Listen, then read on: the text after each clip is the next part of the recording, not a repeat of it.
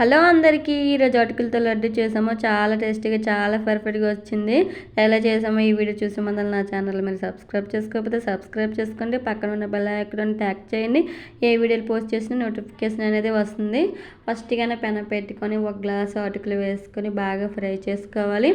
అది సిమ్లో ఉంచుకొని ఫ్రై చేసుకోండి. మరి ఆయిల్లో పెట్టుకుంటే మాడిపోతాయి. ఆ అటుకులు అనేది కొంచెం వేడి అవ్వాలి. వేడైనంత వరకు అలాగా ఫ్రై చేసుకుంటూ కలుపుకుంటూ ఉండాలి. చూడండి బాగా ఫ్రై అయ్యి అవి ఒక మిక్సీ జార్లో తీసుకొని మిక్సీ పట్టుకోవాలి.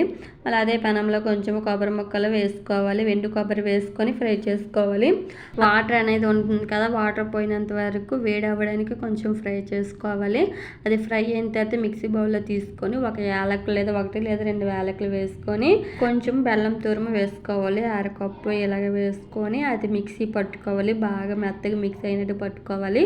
వేరే పెనంలో కొంచెం గీ వేసుకోవాలండి. నెయ్యి వేసుకొని బాగా మరిగిన తర్వాత జీడిపప్పు బాదం పప్పు వేసుకొని ఫ్రై చేసుకోవాలి.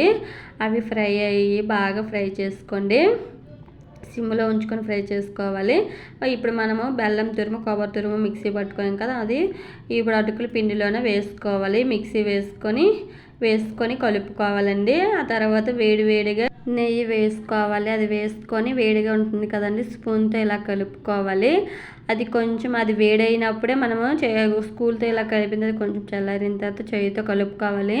బెల్లం అనేది అది కలవాలి కదండి, అందుకని చేయితో రబ్ చేస్తూ ఇలా కలుపుకోవాలి. చూడండి ఉండ ఎంత బాగా వస్తుందో. లడ్డు చాలా టేస్ట్గా ఉంటుంది. తింటే ఇంకా తినాలనిపించేలా ఉంటుంది లడ్డు. తప్పకుండా ట్రై చేయండి. చిన్న లైక్ చేయండి, షేర్ చేయండి, కామెంట్ చేయండి. బాయ్ అందరికీ.